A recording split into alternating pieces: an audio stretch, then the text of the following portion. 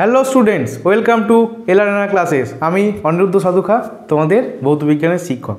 আজ আমরা class 10-এর chapter 8.5 অর্থাৎ ধাতুবিদ্যার পরবর্তী অংশ নিয়ে আলোচনা করব।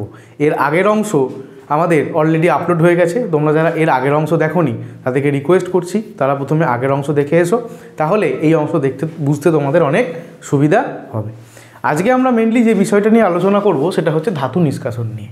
আগের দিন আমরা খনিজ কী জিনিস, আকরিক কী জিনিস, বিভিন্ন ধাতু সংকর কী জিনিস সেগুলো পড়েছি এবং একটুকু বুঝতে পেরেছি যে আকরিকগুলো থেকে আমাদের ধাতুগুলো বাইরে বার করতে হবে।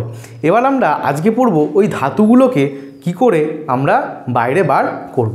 আমরা এরকম টেনে টেনে তো বার করতে পারবো না, তার কিছু রাসায়নিক প্রসেস আছে, সেই প্রসেসগুলো নিয়ে আজকে আমরা আলোচনা করব। দেখো, প্রথমেই একটা কথা বলি, যে কোনো আকরিক থেকে ধাতু নিষ্কাশন কিন্তু একটা বিজারণ বিক্রিয়া। কি আমাদের ধাতু নিষ্কাশন, এই ধাতু নিষ্কাশন কিন্তু একটা বিজারণ বিক্রিয়া। কি বিক্রিয়া? বিজারণ প্রক্রিয়া বা বিজারণ বিক্রিয়া। এবারে বিজারণ কাকে বলে সেটা যদি তোমাদেরকে বলতে হয় তাহলে তোমাদেরকে বলি যে কোনো মৌল যদি ইলেকট্রন কারোর কাছ থেকে গ্রহণ করে নেয় সেটাকে বলা হয় বিজারণ। খুব সিম্পল কথায় মনে করো একটা মৌল আছে বা একটা ক্যাটায়ন আছে, যে হোক একটা, এ যদি কোথাও থেকে একটা ইলেকট্রন গ্রহণ করে নেয়, অর্থাৎ একটা ইলেকট্রন গ্রহণ করে নেয়, তাহলে কিসে পরিণত হয়ে যায়? অ্যানায়নে পরিণত হয়ে যায়। এটাকে আমরা বিজারণ বলি। আচ্ছা, এইটা আরেকভাবে আমরা বলতে পারি, যদি কোনো একটা ক্যাটায়ন, মনে করো এক্স কোনো একটা ক্যাটায়ন, এই ক্যাটায়ন যদি একটা ইলেকট্রন গ্রহণ করে তাহলে কি হয়ে যাবে? একটা মৌলতে পরিণত হয়ে যাবে, একটা পরমাণুতে পরিণত হয়ে যাবে। তাহলে এই প্রসেসটাও কি? এই প্রসেসটাও কিন্তু আমাদের একটা বিজারণ। এই বিজারণই হচ্ছে আমাদের ধাতু নিষ্কাশন, অর্থাৎ ধাতু নিষ্কাশনে যা আমরা রিয়াকশান করব সবই কিন্তু বিজারণ রিয়াকশান হবে। এবার দেখো, এবার ধাতু নিষ্কাশন কত রকম টাইপের হয়, কীভাবে করা যায়। দেখো, ধাতু নিষ্কাশন কীভাবে করা যায়, একটা হচ্ছে ভৌত পৃথকীকরণ, যেগুলো খুব সিম্পল, যেগুলো প্রকৃতিতে মুক্ত অবস্থায় পাওয়া যায়, সেগুলোকে কোনো রিয়াকশান করতে হয় না, নর্মাল একটুখানি ছাঁকাছাঁকি করলেই সেখান থেকে আমাদের মুক্ত কী পাওয়া যায়? ধাতু পাওয়া যায়। এরকম কী আছে সেগুলো আমরা পড়বো, এইটা একটা প্রসেস। এরপরে কি তাপীয় বিজারণ পদ্ধতি, বা ভালো করে বলতে গেলে একটা বিজারণ পদ্ধতি। এই বিজারণ পদ্ধতি আবার দুরকম, একটা তাপীয় বিজারণ পদ্ধতি, এটাকে বলা হয় শত বিজারণ পদ্ধতি, আর একটা হচ্ছে কার্বন বিজারণ পদ্ধতি। এই দুটো টাইপের বিজারণ আছে। আর একটা কি? তড়িৎ বিজারণ পদ্ধতি। দেখো, এইবার এই যে চারটে টাইপ আমরা দেখলাম, এই চারটে টাইপে কোন ধাতুকে কিভাবে ব্যবহার করব, কোন প্রক্রিয়ার মাধ্যমে নিয়ে গেলে ধাতু পাবো, সেটা আমরা কি করে বুঝবো? তার জন্য আমাদের সক্রিয়তা শ্রেণী সম্পর্কে একটু আইডিয়া থাকতে হবে। দেখো, সক্রিয়তা শ্রেণী কী জিনিস? সক্রিয়তা শ্রেণী হলো কয়েকটা ধাতুর একটা তালিকা, যারা খুব রিয়াক্টিভ, যে খুব সক্রিয়, অর্থাৎ অক্সিজেনের সঙ্গে হট করে রিয়াকশান করে নেয়। আর তারপর থেকে আসে কম সক্রিয়, একটু কিছু কন্ডিশনের মধ্যে বিক্রিয়া করে, এবং নিচের দিকে থাকে পরে আছে যারা একদমই কারুর সঙ্গে রিয়াকশান সেভাবে করতে চায় না। এইভাবে একটা তালিকা তৈরি করা হয়েছে, তাকে বলা হয় সক্রিয়তা শ্রেণী। দেখো, সক্রিয়তা শ্রেণীতে প্রথমে কে আছে? আমাদের আছে potassium, calcium, sodium, magnesium, aluminium. তারপর কি? জিঙ্ক, এফি মানে লোহা, পিবি মানে হচ্ছে লেড। তারপরে আছে আমাদের হাইড্রোজেন। তারপরে হাইড্রোজেনের নিচে কে আছে? কপার, মার্কারি, এজি, পিটি, এই অর্থাৎ সোনা, রূপো, সোনা, তারপরে হচ্ছে আমাদের প্লাটিনাম, এবং তারপরে হচ্ছে আমাদের এইউ মানে হচ্ছে রূপো। তো এই হচ্ছে আমাদের জিনিস, এই হচ্ছে সক্রিয়তা শ্রেণী। এবার এখান থেকে কি বুঝবো? দেখো, মাঝখানে হাইড্রোজেন আছে, এই হাইড্রোজেনের ওপরে যারা আছে তারা হচ্ছে সক্রিয় ধাতু। তারা কি? তারা হচ্ছে সক্রিয় ধাতু। আর হাইড্রোজেনের নিচে যারা আছে তারা হচ্ছে কম সক্রিয় ধাতু। মানে দেখো, এখানে বিভিন্ন কালার ব্যবহার করা আছে। প্রথম যে আমাদের পটাশিয়াম, ক্যালসিয়াম, সোডিয়াম, ম্যাগনেসিয়াম এবং অ্যালুমিনিয়ামও তার মধ্যে একটু পড়ে, এগুলো কি হয়? এগুলো হয় অধিক সক্রিয় ধাতু, মানে এরা বিশাল সক্রিয়। অর্থাৎ কারা? ক্ষার ধাতু এবং ক্ষারীয় মৃত্তিকা মৌল যেগুলো আছে পর্যায় সারণীতে আমরা পড়েছি, সেইগুলো হচ্ছে আমাদের কি? প্রচুর অ্যাক্টিভ ধাতু। এই ধাতু নিষ্কাশন এর পদ্ধতি একটা আলাদা। এই ধাতুগুলোকে কি পদ্ধতির মাধ্যমে নিষ্কাশন করা হয়? তড়িৎ বিজারণ পদ্ধতির মাধ্যমে এই ধাতুগুলোকে নিষ্কাশন করা হয়। অর্থাৎ এই যে তড়িৎ বিজারণ পদ্ধতি, তড়িৎ বিজারণ পদ্ধতি মানে এইটা, পটাশিয়াম, ক্যালসিয়াম, সোডিয়াম, ম্যাগনেসিয়াম, এই তড়িৎ বিজারণ পদ্ধতির মাধ্যমে কিন্তু আমাদের এই অধিক সক্রিয় ধাতুগুলোকে নিষ্কাশন করা হয়। তারপরে কে আছে? দেখো, জেডএন, এফি, পিবি, অর্থাৎ এগুলো একটু কম সক্রিয়, এদের মতো এত সক্রিয় নয়, কিন্তু সক্রিয়, একটু কম। কে আছে? জিঙ্ক, লোহা এবং লেড। এদেরকে কি পদ্ধতির মাধ্যমে করা হয়? কার্বন বিজারণ পদ্ধতি বা অন্যান্য বিজারক যেমন অ্যালুমিনিয়াম ব্যবহার করা হয়, দ্বারা বিজারণ করা হয়। এদেরকে কি? কার্বন বিজারণ পদ্ধতির মাধ্যমে। অর্থাৎ এই যে কার্বন বিজারণ পদ্ধতি বা অন্য আরেক টাইপের কিছু কিছু অন্যান্য মৌল আছে যাদেরকে বিজারক রূপে ব্যবহার করা হয়, সেগুলো আমরা পরে আস্তে আস্তে আসবো। মেনলি আমরা বলবো যে কার্বন বিজারণ পদ্ধতির মাধ্যমে কী কী নিষ্কাশন করা হয় আমাদের লেড, এফি, জিঙ্ক এদেরকে। আচ্ছা, এরপর চলে আসি হাইড্রোজেনের নিচে। দেখো কপার এবং মার্কারি। কপার এবং মার্কারি কি, এরাও কিন্তু ওই খানিকটা সক্রিয় আবার খানিকটা নিষ্ক্রিয়, মানে অতটাও নিষ্ক্রিয় নয় আবার অতটা সক্রিয়ও নয়। এদেরকে কীভাবে বার করা হবে? এদেরকে তাপীয় বিজারণ বা শত বিজারণ পদ্ধতির মাধ্যমে কিন্তু নিষ্কাশন করা হবে। তাপীয় বিজারণ বা শত বিজারণ পদ্ধতির মাধ্যমে কপার, এই সমস্ত মৌলগুলোকে আমাদের ধাতু নিষ্কাশন করা হয়। আর যেগুলো একদমই নিষ্ক্রিয়, মানে আমাদের সোনা, রূপো, প্লাটিনাম এই টাইপের যারা আছে, তাদেরকে কি ভৌত পৃথকীকরণ, অর্থাৎ এরা না পৃথিবীতে মুক্ত অবস্থাতেই থাকে। সোনাকে সোনা আকারেই পাওয়া যায়, রূপোকে রূপো আকারেই পাওয়া যায়। এদের সিম্পল কয়েকটা প্রসেস করলে ভৌত পৃথকীকরণের মাধ্যমে কিন্তু এদের নিষ্কাশন করা যায়। এই হলো আমাদের ধাতু সক্রিয়তা শ্রেণীর সঙ্গে ধাতু নিষ্কাশনের সম্পর্ক, অর্থাৎ এই সিকোয়েন্সটা আমাদের কিন্তু একটু মনে রাখতে হবে। কে আমাদের potassium, calcium, sodium, magnesium, aluminium, তারপরে কে আসে জিঙ্ক, এফি, পিভি, তারপরে হাইড্রোজেন থাকে। এগুলো হচ্ছে সক্রিয় মোটামুটি। এবার নিচের দিকে এগুলো নিষ্ক্রিয়র দিকে আসছে। হাইড্রোজেন নিচে কে, কপার, এইচজি, এবং তার নিচে এজি, পিটি, এইউ। তাহলে এখান থেকে দেখো এবার ভৌত পৃথকীকরণের মাধ্যমে বললাম সিম্পল কয়েকটা প্রসেস টাংনির মাধ্যমে, এগুলোর মাধ্যমে আমরা এগুলোকে আলাদা করতে পারি। তো এখানে আমাদের বেশি কিছু জানার দরকার নেই, শুধু আমরা এক্সাম্পলগুলো জেনে রাখবো যে এখানে পিটি, এইউ, এজি প্রভৃতি কম সক্রিয় যে ধাতুগুলো আছে তাদের প্রকৃতিতে প্রায় মুক্ত অবস্থাতেই পাওয়া যায়। তাই সিম্পল প্রসেস ভৌত পৃথকীকরণের মাধ্যমে এদের ধাতু নিষ্কাশন করা যায়। ছাড়ো, এটাকে বাদ দাও। এবার আমরা চলে আসি তাপীয় বিজারণ পদ্ধতি বা শত বিজারণ পদ্ধতি এবং কার্বন বিজারণ পদ্ধতি। এই প্রসেসগুলোকে কিভাবে করা হয় এটা আমাদের জানতে হবে। দেখো এই প্রসেসগুলোকে কি করতে হয়, মেন কথা হচ্ছে এদের যে কপার। দেখো কপারের আমরা যখন আগের ভিডিওতে আমরা দেখেছিলাম কপারের একটা আকরিকের নাম কপার গ্লান্স, Cu2S, অর্থাৎ এটা একটা কপারের সালফাইড লবণ ছিল, সালফাইড যৌগ ছিল। এই যে আকারেই থাক কপারের, সে সালফাইড থাক, কার্বনেট থাক বা যে আকারের লবণই থাক, তাকে প্রথমে কি করতে হবে, আমাদের অক্সাইডে পরিণত করতে হবে।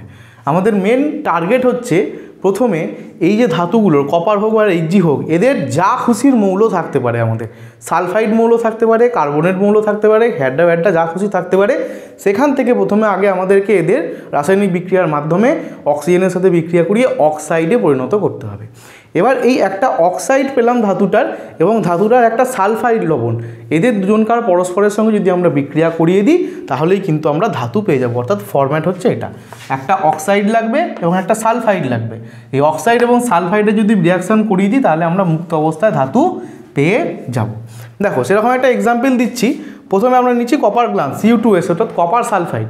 এই কপার সালফাইডটাকে আমার ফার্স্ট কাজ কি, অক্সাইডে পরিণত করতে হবে। তার জন্য কি করব, আমরা কপার সালফাইডকে অক্সিজেনের সঙ্গে বিক্রিয়া করাবো। অক্সিজেনের সঙ্গে বিক্রিয়া করালে কি হবে, দেখো Cu2O অর্থাৎ কপার অক্সাইড আমরা পেয়ে গেলাম, অর্থাৎ কপারের একটা কি অক্সাইড যৌগ পেয়ে গেলাম। তাহলে আমাদের প্রথম টার্গেট কি ছিল, অক্সাইড, আমরা অক্সাইড পেয়ে গেলাম। এবার এই অক্সাইডকে কার সাথে রিয়াকশান করাতে হবে, সালফাইডের সাথে। আমাদের কাছে সালফাইড ছিলই, এবার যে উৎপন্ন অক্সাইডটা হলো এই অক্সাইডটাকে, আচ্ছা এখানে কপার অক্সাইড হবে, এখানে কপার অক্সাইডকে Cu2O-কে কপার সালফাইডের সাথে রিয়াকশান করে দেবো। দেখো রিয়াকশান করালে কি হবে, আমাদের রিয়াকশান করালে আমাদের মুক্ত কপার পাওয়া গেল, তাহলে ধাতু বেরিয়ে গেল এখানে আমাদের মুক্ত কপার, এবং সালফার ডাইঅক্সাইড গ্যাস বেরোতে থাকবে। তাহলে এর ফরম্যাটটা আশা করি বুঝতে পারা গেল যে আমার কাছে যে ধাতু, ফর্সে কপার ধাতু, একটা এক্সাম্পল আমি নিলাম, প্রথমে কপার ধাতু। কপার ধাতুর আমার কাছে যা খুশি থাকতে পারে, সালফাইড থাকতে পারে, কার্বনেট থাকতে পারে, যা খুশি যৌগ থাকতে পারে, সেই যৌগটাকে আগে অক্সিজেনের সঙ্গে বিক্রিয়া করিয়ে আমাকে অক্সাইডে পরিণত করতে হবে। মেন টার্গেট কি, প্রথমে আগে আমার অক্সাইডে পরিণত করতে হবে। তাহলে আমি অক্সাইডে পরিণত করলাম। এবার এই অক্সাইড যে ধাতুটা, এই অক্সাইড যে যৌগটা, এই যৌগটাকে ওই ধাতুরই একটা সালফাইড মৌল নিয়ে তার সঙ্গে রিয়াকশান করাতে হবে। দেখো ওই ধাতুরই, ওই যে অক্সাইডটা পেলাম তার সঙ্গে ওই ধাতুর একটা সালফাইড মৌল আমি নিলাম। এই অক্সাইড এবং সালফাইড মৌলের সঙ্গে যদি রিয়াকশান করিয়ে দিই তাহলে আমি ধাতু পেয়ে যাব এবং আমি সালফার ডাইঅক্সাইড গ্যাস পাবো। সালফার ডাই গ্যাস আমার টার্গেট নয়, আমার টার্গেট কি, ধাতুটা। তাহলে এইভাবে আমাদের কি হয়, তাপীয় বিজারণ বা শত বিজারণ পদ্ধতি করা হয়। আচ্ছা এবার চলে আসি কার্বন বিজারণ পদ্ধতি কিভাবে করা হয়। কার্বন বিজারণ পদ্ধতিতে কি করা হয়, দেখো এখানেও তোমার যে কোনো একটা ধাতু তুমি নাও, তার যা খুশি একটা যৌগ থাকতে পারে, সেটা সালফাইড হতে পারে, কার্বনেট হতে পারে, যা খুশি থাকতে পারে, সেটাকে প্রথমে আগে তুমি অক্সাইডে পরিণত করো। এখানে কিন্তু এখানেও একই কেস, এই বিজারণ পদ্ধতি, কার্বন বিজারণ বা তাপীয় বিজারণ, এখানে মেন আমাদের যৌগ কি অক্সাইডে পরিণত করতে হবে আগে আমাকে। যে ধাতুরই নেবো, যে ধাতু নেবো, ধাতুর অক্সাইডে আমাকে আগে পরিণত করতে হবে। যদি ধাতুর অক্সাইড পেয়ে যাই আমি ভালো কথা, আর যদি ধাতুর অক্সাইড না থাকে আগে আমাকে ধাতুর অক্সাইডটাতে পরিণত করতে হবে। এবার অক্সাইডের সঙ্গে কি করা হবে, অক্সাইডের সঙ্গে একটা বিজারক নিতে হবে। এই বিজারকটা জেনারেলি কি হয়, কার্বন বিজারণ পদ্ধতিতে বিজারকটা হয় কার্বন, সেই জন্য একে বলা হয় কার্বন বিজারণ পদ্ধতি। কার্বন ছাড়াও আরও অন্যান্য বিজারক ব্যবহার করা হয়, অ্যালুমিনিয়াম, ম্যাগনেসিয়াম। যেমন অ্যালুমিনিয়ামকে ব্যবহার করেও কিন্তু এই বিজারণটা করা হয়। এইরকম বিজারক ব্যবহার করে অক্সাইডের সঙ্গে বিজারকের রিয়াকশান করে দিলে কি তৈরি হয়ে যায়, আমাদের ধাতু মুক্ত অবস্থায় চলে আসে আমাদের কাছে। দেখো একটা রিয়াকশান, দেখো Fe2O3 কি, এটা আমাদের আয়রনের একটা অক্সাইড। আয়রনের অক্সাইডের সঙ্গে একে কি করব, দেখো অক্সাইড আমি পেয়ে গেছি, আয়রনের একটা অক্সাইড আমরা পেয়ে গেছি। Fe2O3 কার আকরিক, Fe2O3 হচ্ছে লোহার আকরিক, আমরা পড়েছিলাম। Fe2O3 সঙ্গে দেখো কার্বনের রিয়াকশান করেছি 3C, তার ফলে কী হবে, এই ছক অনুযায়ী অক্সাইড প্লাস বিকারক, এখানে কার্বন নিচে তার ধাতু উৎপন্ন হবে। দেখো 2Fe আমাদের ধাতু মুক্ত অবস্থায় ফিরে এসছে এবং 3CO কার্বন মনোঅক্সাইড গ্যাস আমরা পেয়েছি। এবার কার্বন মনোঅক্সাইড গ্যাস যা খুশি হোক গা, আমার দেখার দরকার নেই। আমার টার্গেট কে ছিল, ধাতুটাকে বের করা। অর্থাৎ Fe2O3 থেকে ধাতুটাকে আমি টেনে বার করব। কি করব না, আমি কার্বনের মাধ্যমে কার্বন দিয়ে একে রিয়াকশান করিয়ে দিলাম, অর্থাৎ কার্বন দিয়ে এর বিজারণ করিয়ে দিলাম। তার ফলে কি হয়ে গেল, আমাদের Fe চলে এলো। আচ্ছা, আরেকটা উদাহরণ দেখো, কার্বন ছাড়া আরেকটা আমরা বিকারক নেবো। এবার অ্যালুমিনিয়াম বিকারক নিয়ে কিভাবে Cr2O3 অর্থাৎ ক্রোমিয়ামের একটা অক্সাইড, এই ক্রোমিয়ামের অক্সাইড থেকে ক্রোমিয়ামকে আমরা কিভাবে বার করব। দেখো ক্রোমিয়ামের একটা অক্সাইড নিয়েছি, এরপরে আমরা একটা বিজারক নিয়েছি, বিজারকটা এবারে কী নিয়েছি, অ্যালুমিনিয়াম নিয়েছি, কারণ এখানে বলা হয়েছিল শুধু কার্বন না অ্যালুমিনিয়ামও নেওয়া যেতে পারে। অ্যালুমিনিয়াম বিজারকের সাথে বিক্রিয়া করার ফলে কি হয়েছে, ক্রোমিয়াম দেখো আলাদা হয়ে গেছে, এবং অ্যালুমিনিয়াম অক্সাইড কিন্তু তৈরি হয়ে গেছে। এটা যা খুশি হোক গা, আমার দেখার দরকার নেই। আমার টার্গেট ছিল ধাতু, দেখো আমি ধাতু পেয়ে গেলাম। তাহলে এইভাবে কিন্তু কার্বন বিজারণ পদ্ধতি করা হয়। তাহলে তাপীয় বিজারণ বা কার্বন বিজারণ যে পদ্ধতি তুমি বলো, প্রথম তোমার টার্গেট হচ্ছে এদেরকে যে আকারেই থাকুক আগে আমার অক্সাইডে নিয়ে আসতে হবে। এবার অক্সাইডে নিয়ে আসার পর তাপীয় বিজারণ কি বলে, অক্সাইডের সঙ্গে ওই ধাতুরই সালফাইড যৌগকে রিয়াকশান করিয়ে দিলে আমি ধাতু পেয়ে যাব। আর কার্বন বিজারণ বা অন্যান্য যে বিজারণ পদ্ধতিগুলো আছে কি না, অক্সাইডের সঙ্গে একটা বিজারক, সেটা কার্বন হতে পারে, অ্যালুমিনিয়াম হতে পারে, ম্যাগনেসিয়াম হতে পারে, তার সঙ্গে রিয়াকশান করাবো, তার ফলে ধাতু আমার বেরিয়ে আসবে ওখান থেকে। তাহলে এই গেল আমাদের তাপীয় বিজারণ পদ্ধতি এবং কার্বন বিজারণ পদ্ধতি। আচ্ছা, এবার এইগুলোকে বিজারণ কেন বলা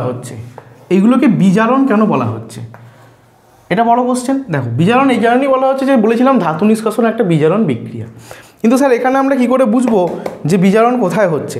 বেশ, দেখো Cu2O, এইখানে Cu2 কিভাবে আছে, দেখো Cu2O এটাকে যদি আমি ভাঙি তাহলে এইরকম আসবে আমার 2Cu প্লাস O2 মাইনাস, অর্থাৎ এখানে Cu প্লাস ক্যাটায়ন আকারে আছে।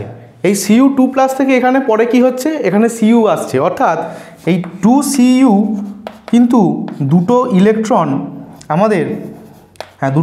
আমাদের গ্রহণ করে নিচ্ছে। দুটো ইলেকট্রন গ্রহণ করে কি হয়ে যাচ্ছে, দুটো কপার পরমাণুতে পরিণত হয়ে যাচ্ছে। তাহলে কি ইলেকট্রন গ্রহণ করছে এই ক্যাটায়নটা দিয়ে, কি হচ্ছে আমাদের এখানে একটা মুক্ত পরমাণুতে পরিণত হচ্ছে। তাহলে এখানে কি হচ্ছে, এই প্রসেসটা হচ্ছে বিজারণ। সেই কারণে বলা হচ্ছে এগুলো তাপীয় বিজারণ, কার্বন বিজারণ। এই সমস্ত ক্ষেত্রে কিন্তু এই বিজারণগুলোই হচ্ছে, অর্থাৎ ধাতু নিজে ক্যাটায়ন আকারে প্রথমে আছে অক্সাইড গঠনের সময়, এবার কি করছে, অক্সিজেনকেও ছেড়ে দিচ্ছে, ফলে সে ক্যাটায়নে পরিণত হয়ে যাচ্ছে। এবার ক্যাটায়নটা কি করছে, তার প্রয়োজন মতো ইলেকট্রন গ্রহণ করে সে ধাতুতে পরিণত হয়ে যাচ্ছে। এই কারণে এই পদ্ধতিগুলোকে বলা হচ্ছে আমাদের বিজারণ পদ্ধতি। আলটিমেটলি কি হচ্ছে, ইলেকট্রন গ্রহণ হচ্ছে, সেই জন্য বলা হবে আমাদের এটাকে বিজারণ পদ্ধতি। বেশ, এবার চলে আসি তাপীয় বিজারণ পদ্ধতি। তাপীয় বিজারণ পদ্ধতিতে কি করা হয়, দেখো তাপীয় বিজারণ পদ্ধতি আর কিচ্ছু নয়, শুধুমাত্র এটা হচ্ছে একটা তড়িৎ বিশ্লেষণ পদ্ধতি। এটা আমরা তড়িৎ বিশ্লেষণ পদ্ধতি। তড়িৎ বিশ্লেষণ সম্পর্কে আমরা বিস্তারিত আলোচনা করেছি, তার জন্য একটা সেপারেট ভিডিও আছে, তোমরা সেটাকে চেক আউট করে নিতে পারো। তাহলে তোমরা বুঝতে পারবে যে তড়িৎ বিশ্লেষণের মাধ্যমে কি করে ধাতু নিষ্কাশন করা হয়। দেখো, তড়িৎ বিশ্লেষণ যখন করব আমরা, তখন তড়িৎ বিশ্লেষণের সময় একটা ক্যাথোড এবং একটা অ্যানোড লাগে তড়িৎদ্বার হিসাবে, এটুকু আমরা জানি। কি হয়, এই ক্যাথোডে ধাতু জমা হয়। দেখো, ক্যাথোডে কি জমা হয়? ধাতু জমা হয়। আমরা কি করব, এই পটাশিয়াম, ক্যালসিয়াম, সোডিয়াম, ম্যাগনেসিয়াম এইগুলোর অক্সাইড নিতে পারি, হাইড্রক্সাইড নিতে পারি বা ক্লোরাইড নিতে পারি, যে কোনো আমরা একটা লবণ নিয়ে নেব। এই লবণের একটা জলীয় দ্রবণ আমরা তৈরি করব। এবার এই জলীয় দ্রবণ তৈরি করে যেই আমরা তড়িৎ বিশ্লেষণ করব, অমনি ধাতুটা ক্যাথোডে চলে যাবে এবং জমা হবে। দেখো, ফর্সে যদি আমি একটা এক্সাম্পল নিই, NaCl অর্থাৎ সোডিয়াম ক্লোরাইড। এই সোডিয়াম ক্লোরাইড কি হবে, জলীয় দ্রবণে Na+ আর Cl- কিন্তু আমাদের ভেঙে যাবে।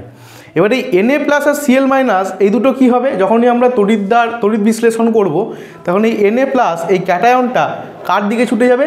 আমাদের ক্যাথোডের দিকে ছুটে যাবে। এবার ক্যাথোডে গিয়ে কি রিয়াকশান হবে?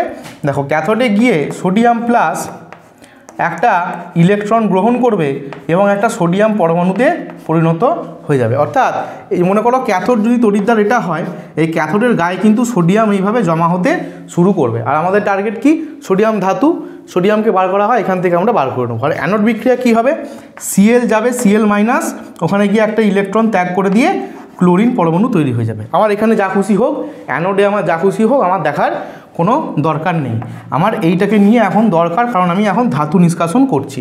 তাহলে ক্যাথোডে কি হবে? ক্যাথোডে ধাতুগুলো জমা হবে। তাহলে আশা করি বুঝতে পারা গেল।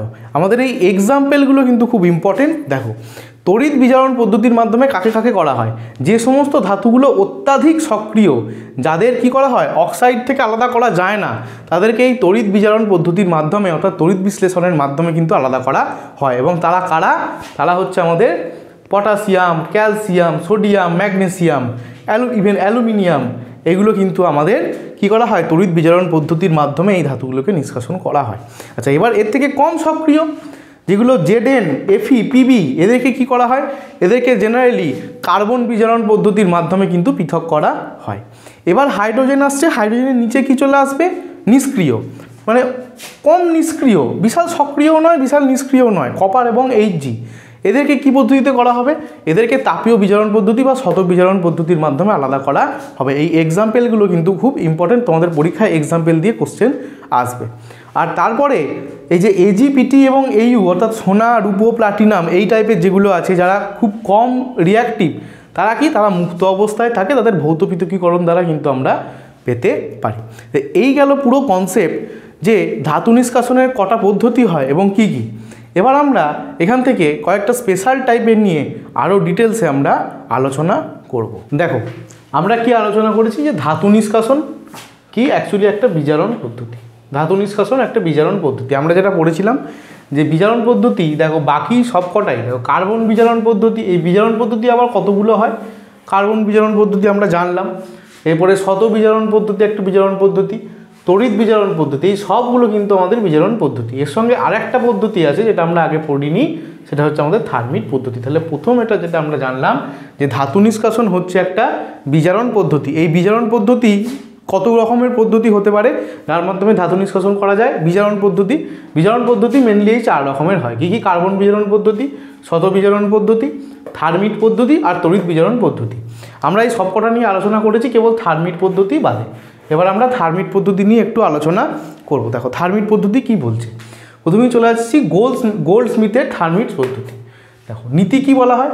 বলছে উচ্চ উষ্ণতায় অক্সিজেনের প্রতি অ্যালুমিনিয়ামের তীব্র আসক্তির কারণে, দেখো খুব যদি হাই টেম্পারেচার হয়ে যায়, প্রায় 2000 ডিগ্রি সেলসিয়াস, 3000 ডিগ্রি সেলসিয়াস, এখানে কি হয়? অ্যালুমিনিয়ামের প্রতি অক্সিজেনের একটা তীব্র আসক্তি থাকে, বা অ্যালুমিনিয়ামের অক্সিজেনের প্রতি একটা তীব্র আসক্তি থাকে।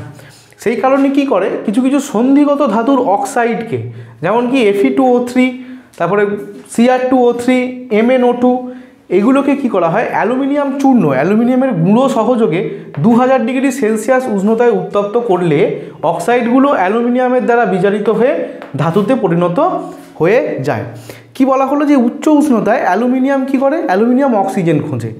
খুব হাই টেম্পারেচারে অ্যালুমিনিয়াম যদি চলে যায় তখন যদি অক্সিজেনকে দেখতে পায় অক্সিজেনের সঙ্গে নিজে রিয়াকশান করে নেয়, মানে শুধু অক্সিজেন নয়, যদি অন্য কারোর সাথেও অক্সিজেন জুড়ে থাকে, যদি তার সংস্পর্শে আসতে পারে তার কাছ থেকে অক্সিজেন টেনে নিয়ে নেয় অ্যালুমিনিয়াম। ঠিক এই জিনিসটা করে। কিছু কিছু সন্ধিগত ধাতু আছে তাদের কি তাদের অক্সাইড যৌগ, যেমন কি Fe2O3, দেখো এটা হচ্ছে আমাদের লোহার অক্সাইড Fe2O3, তারপরে কি ক্রোমিয়াম অক্সাইড Cr2O3 আর MnO2, এগুলো কি এই যৌগগুলোর মধ্যে দেখো অক্সিজেন আছে, অর্থাৎ এগুলো অক্সাইড। যদি উচ্চ উষ্ণতায় হাই টেম্পারেচারে অ্যালুমিনিয়ামের কাছে এইগুলোকে নিয়ে যাওয়া হয় তাহলে অ্যালুমিনিয়াম কি করবে, ওর বাজে স্বভাবটার জন্যে, বাজে স্বভাব নয় ভালো স্বভাব বলতে পারো, ও লোকের কাছ থেকে না অক্সিজেনটা করে টেনে নিয়ে চলে আসবে। তার ফলে কী হয়ে যাবে, যদি Fe2O3 কাছ থেকে অক্সিজেন টেনে নেয় ফট করে, তাহলে Fe ব্যাটা একা পড়ে গেল, আর আমার তো ওটাই চাই, Feকে আমি একা করব। দেখো উদাহরণ দেখো, বিক্রিয়া 3MnO2 এর সঙ্গে যদি অ্যালুমিনিয়ামের বিক্রিয়া করাই কত, আমাদের 3000 ডিগ্রি সেলসিয়াস উষ্ণতায়, 3000 ডিগ্রি বা 2000 ডিগ্রি সেলসিয়াস উষ্ণতায় কী হবে, এই Mn এর কাছ থেকে অ্যালুমিনিয়াম অক্সিজেনকে নিয়ে পালাবে, Al2O3 করবে, তার ফলে কে পড়ে থাকবে, আমাদের Mn, এই ধাতুটা দেখো মুক্ত অবস্থায় হয়ে গেল। আর আমাদের এটাই টার্গেট ছিল, আমরা Mnকে at any cost by hooks and by crooks কী করব, আমরা বার করতে পারলাম। তাহলে এটা একটা পদ্ধতি হয়ে গেল। এই পদ্ধতিটা কি বলা হয় আমাদের গোল্ডস্মিথের থার্মিট পদ্ধতি। আবার আরেকটা উদাহরণ দেখো, Cr2O3 এর সঙ্গে কি অ্যালুমিনিয়ামের বিক্রিয়া করলে কি করবে, অ্যালুমিনিয়াম এখান থেকে অক্সিজেনকে নিয়ে পালাবে, এখান থেকে দেখো অক্সিজেনকে অ্যালুমিনিয়াম নিয়ে পালালো, দিয়ে তৈরি করে দিল Al2O3, আর কে পড়ে রইল, আমাদের Cr2 অর্থাৎ ক্রোমিয়াম পড়ে রইল। ব্যাস, ক্রোমিয়াম ধাতু আমাদের নিষ্কাশন হয়ে গেল। তাহলে এই গেল আমাদের গোল্ডস্মিথের থার্মিট পদ্ধতি। তাহলে এখানে একটা কথা তোমাদের প্রশ্ন, শর্ট কোশ্চেনও আসতে পারে, যে থার্মিট পদ্ধতিতে বিকারক রূপে কাকে ব্যবহার করা হয়, কি রূপে,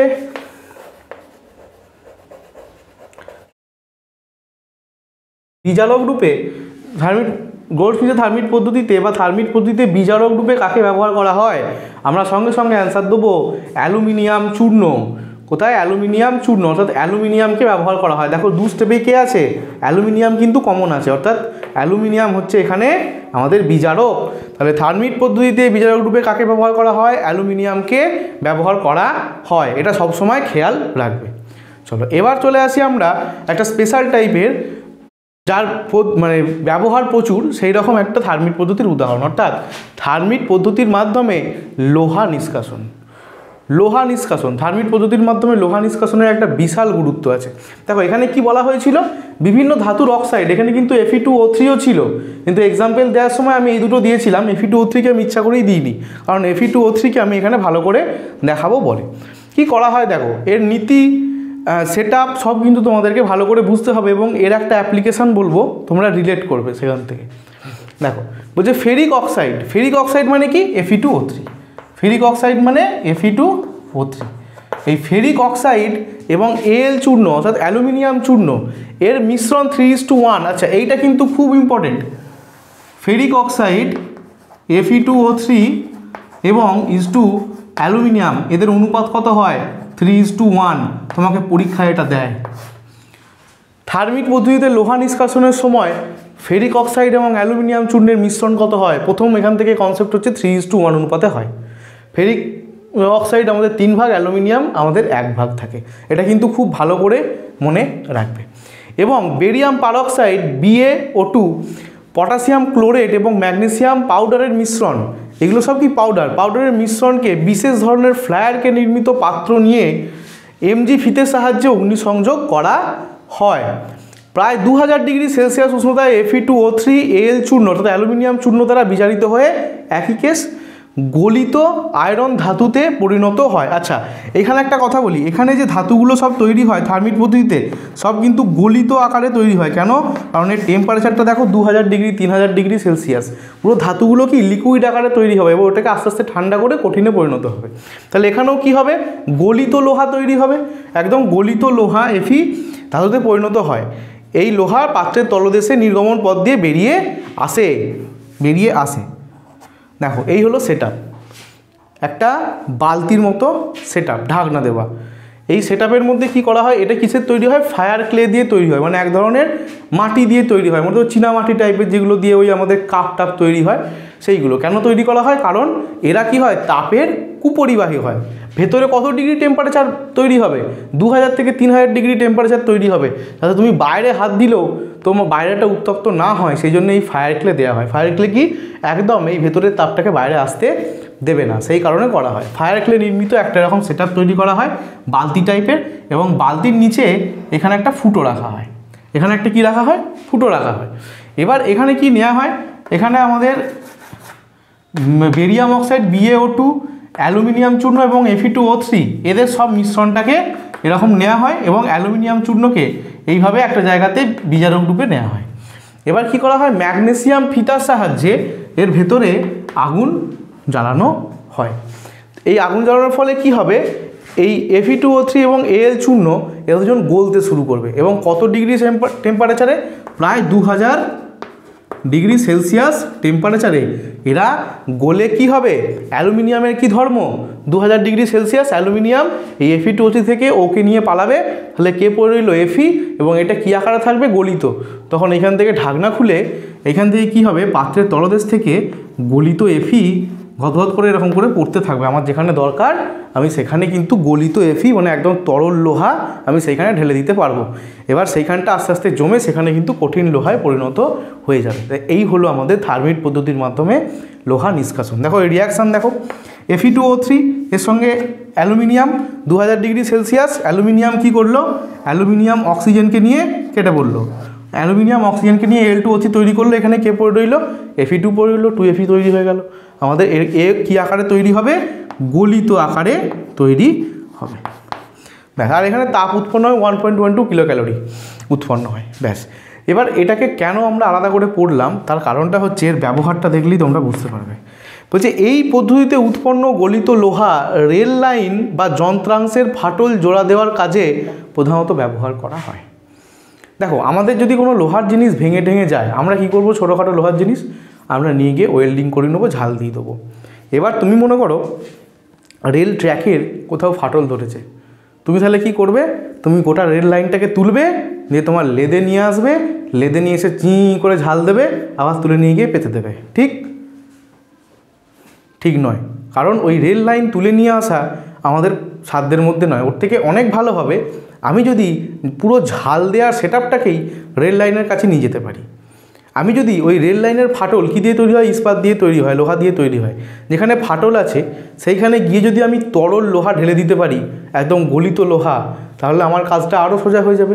সেই জন্য দেখো একটা সেটআপের মধ্যে ছবি আঁকা হয়েছে, মনে করো কোনো একটা জায়গা কোনো একটা জায়গা ফেটে গেছে, সেখানটাকে তুমি তুলে নিয়ে আসতে পারছো না, এটাকে তোমাকে কী করতে হবে? জোড়া লাগাতে হবে, লোহার জিনিসের তৈরি হতে হবে। বা রেল লাইন কেন, মনে করো তুমি বড় বড় জাহাজ বা যে কোনো কিছু বিশাল বড় বড় কনস্ট্রাকশনের জায়গায় কি করা হবে? দেখবে রেল লাইনে যখন কাজ হয় তোমরা এরকম একটা সেটআপ দেখতে পাবে যে একটা উনুন টাইপের সাদা রঙের একটা বালতি মতো নিয়ে কী সব ওরা ঘুরছে। ঠিক বালতিও নয়, ঠিক উনুনও নয়, কীরকম একটা টাইপের সাদা সাদা পড়া, মনে হয় যেন চুনের কিছু একটা ব্যাপার।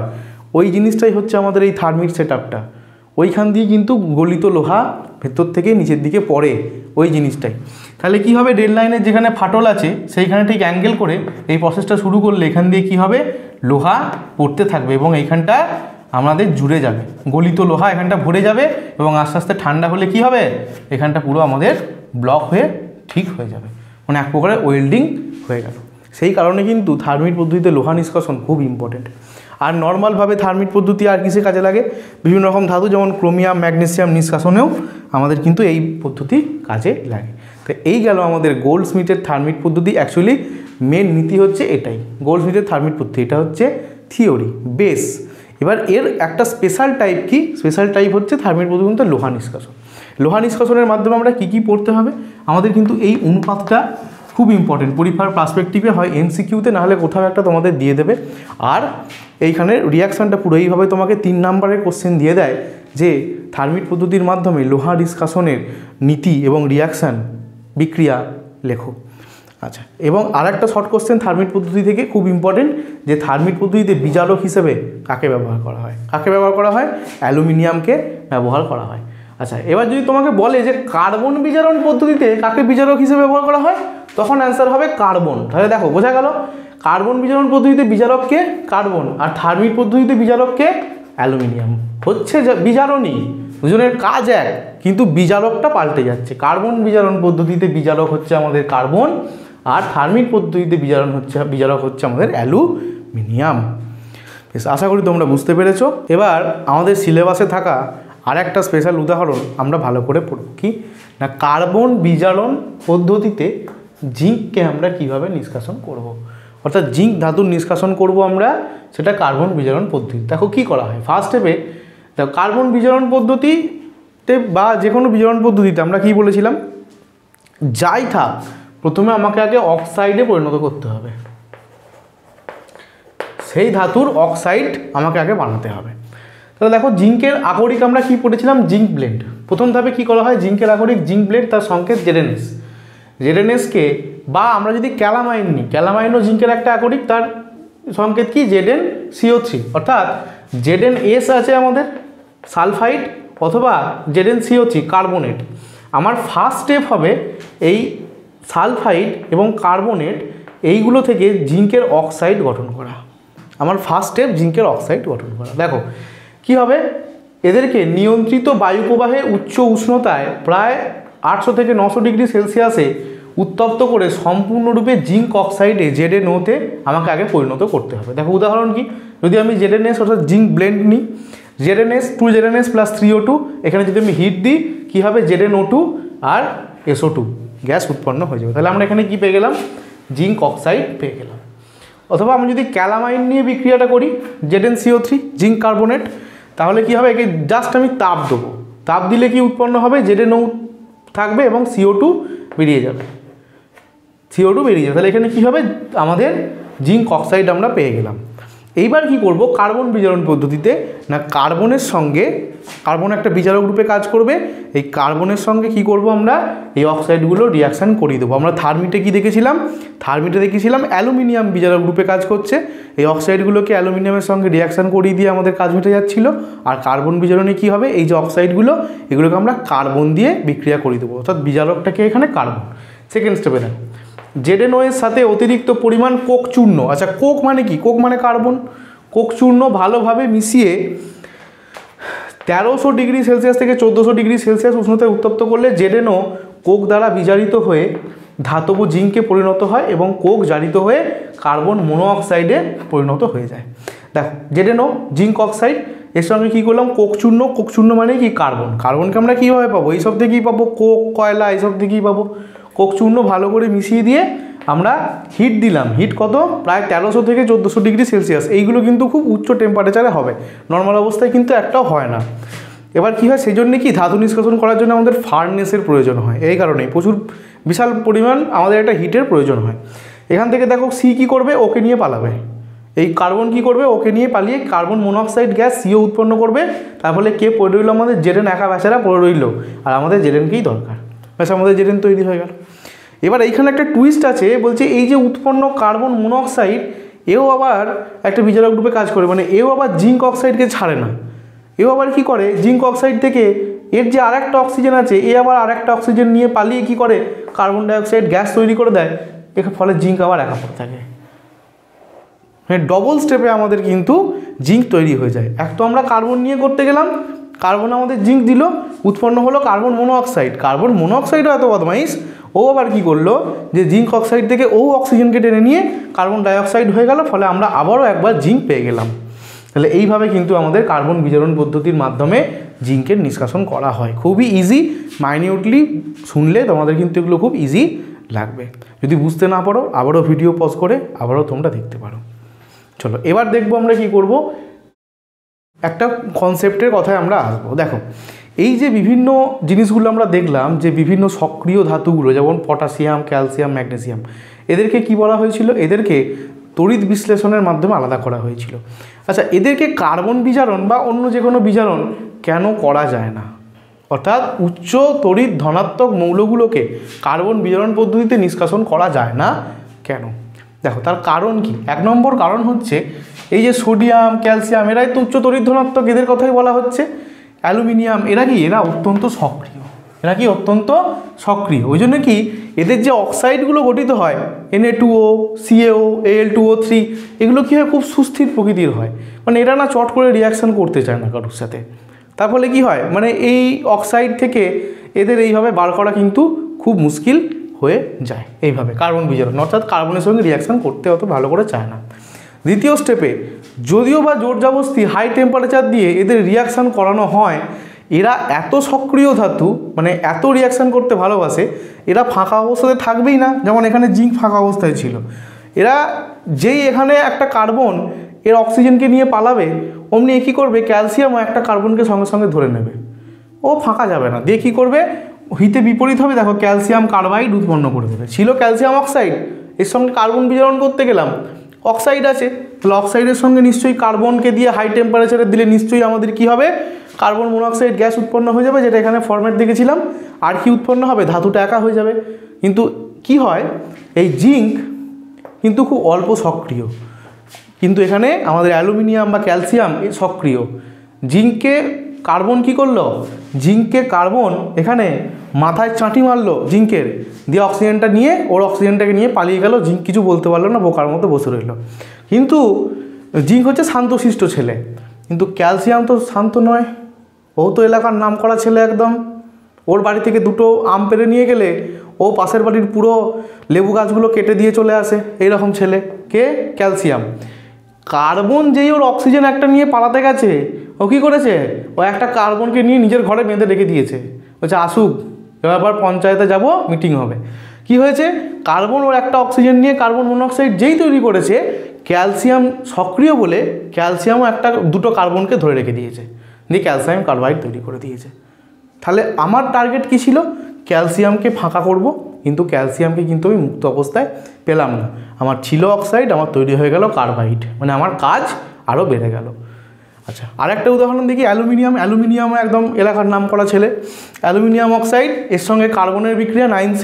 দেখো কী হবে, কার্বন একটা অক্সিজেন নিয়ে কার্বন মনোক্সাইড তো করবে। অ্যালুমিনিয়াম দেখো, 4টে অ্যালুমিনিয়াম 3টে কার্বনকে চারদিক থেকে ঘিরে ধরে থাকবে। বাবা অক্সিজেনকে নিয়ে গেছো আমার, তোমাকে আমি ছাড়ছি না, তোমাকে আমি ধরে নিয়ে যাচ্ছি, ধরে রেখে দিলাম, ব্যাস। তাহলে কী হয়ে গেল, অ্যালুমিনিয়াম কার্বাইড তৈরি হয়ে গেল। ফলে এখানেও কিন্তু আমরা মুক্ত অবস্থায় অ্যালুমিনিয়ামকে পেলাম না। তাহলে এই কারণগুলোর জন্যেই কিন্তু উচ্চ তড়িৎ ধনাত্মক মৌলগুলোকে কার্বন বিজারণ পদ্ধতিতে নিষ্কাশন করা যায় না। ওকে স্টুডেন্টস, আজকের ক্লাস এই পর্যন্তই। আশা করি তোমাদের ক্লাসটি ভালো লেগেছে।